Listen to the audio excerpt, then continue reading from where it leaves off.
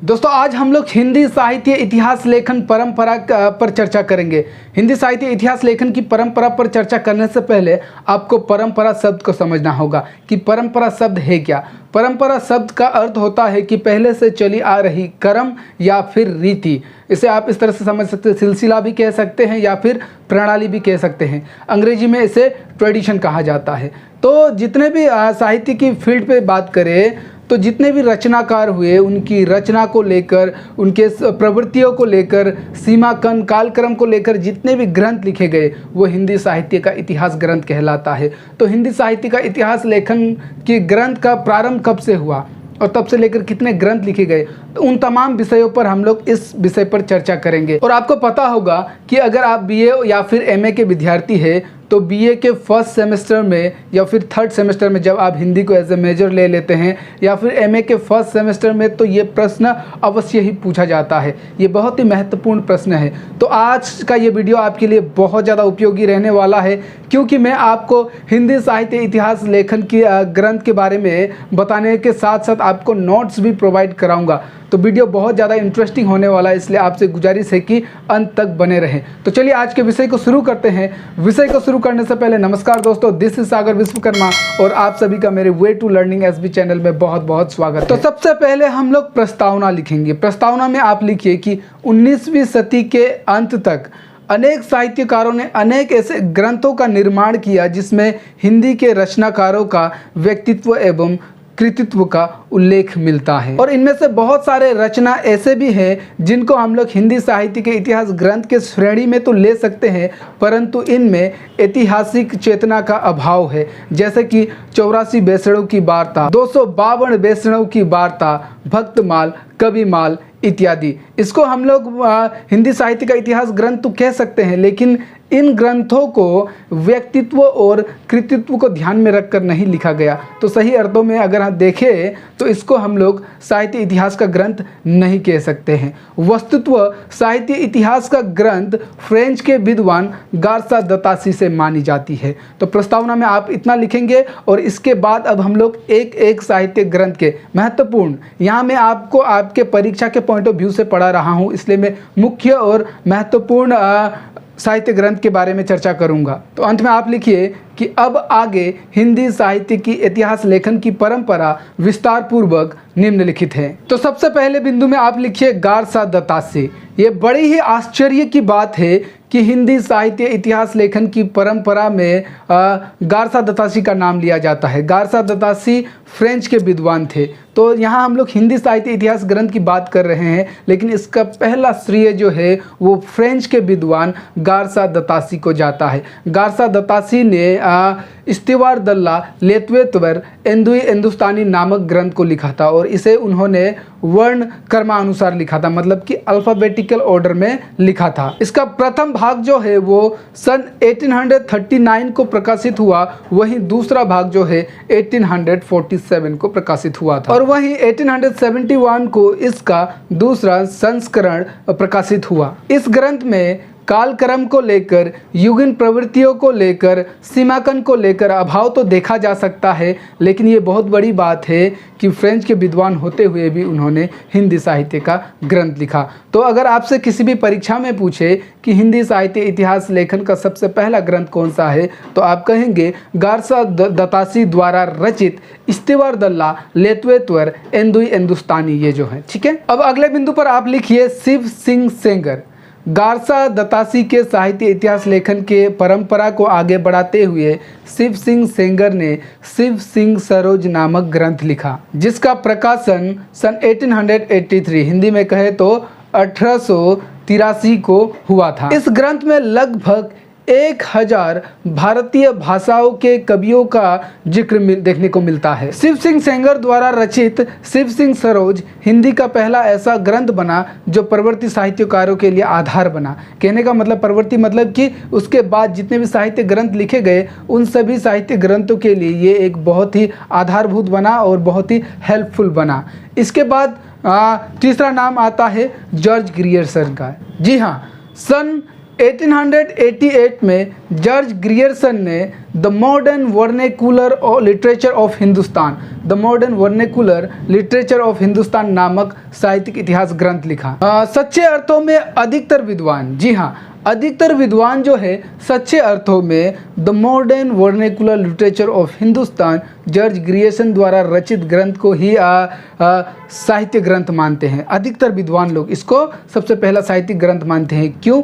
क्योंकि इसमें George Grierson ने काल क्रम अनुसार लिखा है। कहने का तात्पर्य कि ग्रियर्सन ने इस साहित्य ग्रंथ में कवियों को कालक्रम अनुसार वर्गीकृत किया है तथा उनके प्रवृत्तियों मतलब उनके विशेषताओं का भी चर्चा किया है। कहने का तात्पर्य कि इससे पहले जितने भी ग्रंथ लिखे गए उसके तुलना में यह ग्रंथ जो था बहुत ही व्यवस्थित और वैज्ञानिक था। इस ग्रंथ में लगभग 952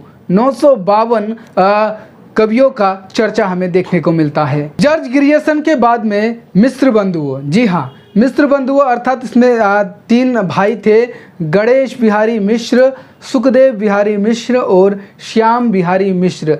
इन तीनों भाइयों ने मिलकर एक ग्रंथ को प्रकाशित किया जिसका नाम था मिश्र बंधु विनोद। ये ग्रंथ लगभग 4 भागों में विभक्त होकर प्रकाशित हुआ। इसका पहला 3 भाग जो है 1913 को प्रकाशित हुआ और इसका चतुर्थ भाग जो है वो 1934 को प्रकाशित हुआ। इस ग्रंथ में लगभग 5000 से अधिक कवियों की चर्चा की गई और कालखंड को, काल विभाजन की बात करें तो लगभग पूरे हिंदी साहित्य के इतिहास को इन लोगों ने 8 कालखंडों में विभक्त किया। तो इस दृष्टि से देखें तो इन्होंने बहुत ही ज़्यादा बृहद बना दिया, बहुत ही ज़्यादा विस्तृत कर दिया और यही इस ग्रंथ की आप डीमेरिट्स भी कह सकते हैं। लेकिन बहुत ज़्यादा कवियों का इन्होंने चर्चा किया तो बहुत सारे अज्ञात कवियों को भी इन्होंने अपने ग्रंथ में उभारा है। उस दृष्टि से देखें तो इसको हम लोग डीमेरिट्स न कहकर मेरिट्स भी कह सकते हैं, क्योंकि बहुत सारे अज्ञात कवियों का विषय में भी इनके ग्रंथ ने हम सभी को जानकारी दी है। अब अगला जो नाम है वो हिंदी साहित्य इतिहास लेखन की परंपरा में सबसे महत्वपूर्ण स्थान प्राप्त करती है। जी हाँ, मैं बात कर रहा हूँ आचार्य रामचंद्र शुक्ल की।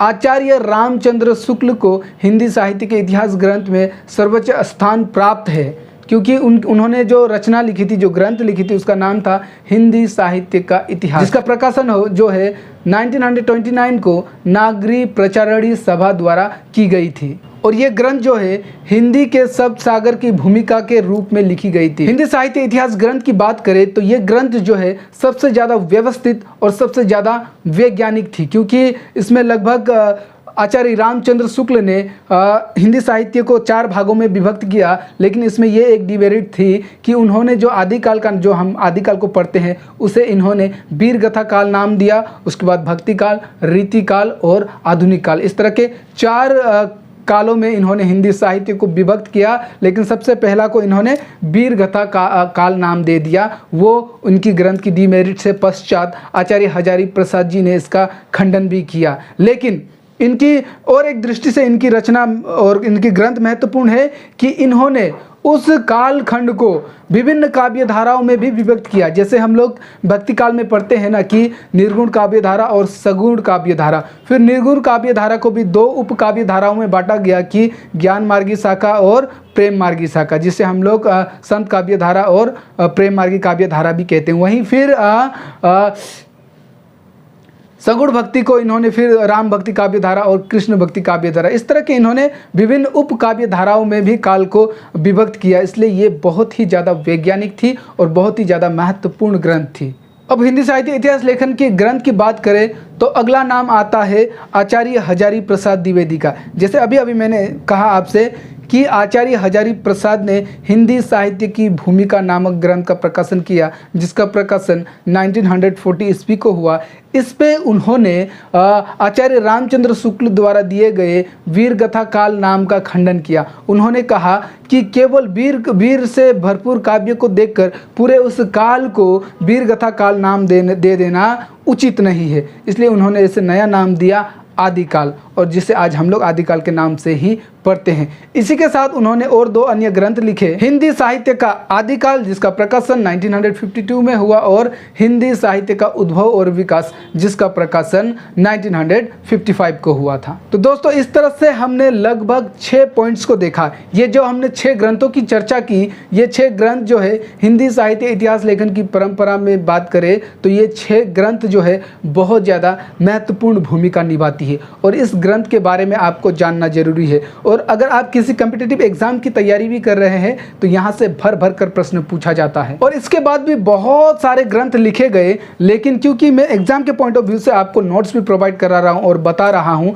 कि अगर आपसे 15-20 मार्क का परीक्षा में प्रश्न पूछता है तो इतना आप लिख देंगे तो पर्याप्त होगा। अभी पर्याप्त नहीं हुआ है, अब हम निष्कर्ष लिखेंगे और निष्कर्ष पे हम लोग बिल्कुल संक्षिप्त में और 4-5 ग्रंथों की चर्चा करेंगे। तो चलिए निष्कर्ष को किस प्रकार से लिखेंगे। निष्कर्ष में आप लिखिए कि उपयुक्त, अब तक हमने ऊपर जितने भी ग्रंथों का चर्चा किया ये हिंदी साहित्य इतिहास के कुछ महत्वपूर्ण ग्रंथ है। इसके अतिरिक्त भी इन ग्रंथों के अतिरिक्त मानो हिंदी साहित्य इतिहास लेखन की परंपरा में एक लहर ही दौड़ पड़ी, एक लहर ही चल पड़ी और एक से बढ़कर एक साहित्यकार सामने आए और एक से बढ़कर एक साहित्यिक ग्रंथ लिखे गए। जैसे डॉक्टर राम कुमार वर्मा का हिंदी साहित्य का आलोचनात्मक इतिहास जिसका प्रकाशन 1938 को हुआ था। वहीं डॉक्टर गणपति चंद्र गुप्त का हिंदी साहित्य का वैज्ञानिक इतिहास जिसका प्रकाशन 1965 को हुआ था। फिर काशी नागरी प्रचारणी सभा द्वारा हिंदी साहित्य का बृहद इतिहास, डॉक्टर धीरेन्द्र वर्मा का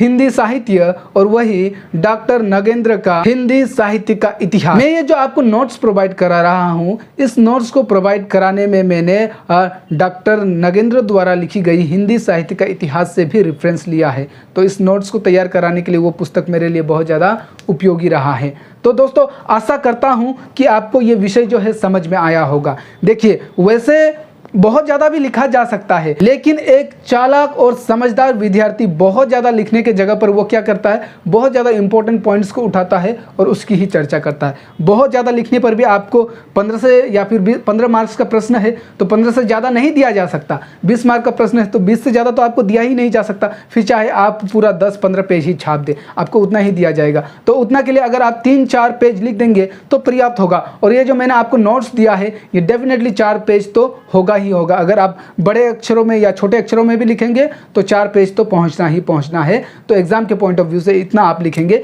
तो पर्याप्त है। और मुझे नहीं लगता कि मैंने जितने भी महत्वपूर्ण ग्रंथ है उसकी चर्चा तो इसमें अवश्य ही कर दी। तो आशा करता हूं कि आज का ये विषय आपको समझ में आया होगा, ये वीडियो आपके लिए बहुत ज़्यादा हेल्पफुल रहा होगा। अंतिम में आपसे यही गुजारिश करूंगा कि अगर अब तक आपने मेरे इस चैनल को सब्सक्राइब नहीं किया है तो देर किस बात की। ये चैनल आपके लिए ही है, आपका अपना है, इसलिए चैनल को सब्सक्राइब करें। वीडियो पसंद आए तो लाइक करें, कुछ पूछना हो, कुछ अन्य टॉपिक पर डिमांड हो तो कमेंट करें, अपने दोस्तों को शेयर करें, बेल आइकन को दबाकर ऑल पर क्लिक अवश्य कर दें। तो चलिए सब्सक्राइब, मिलते हैं बहुत जल्दी किसी अन्य वीडियो के साथ। तब तक के लिए जय हिंद, जय भारत, नमस्कार।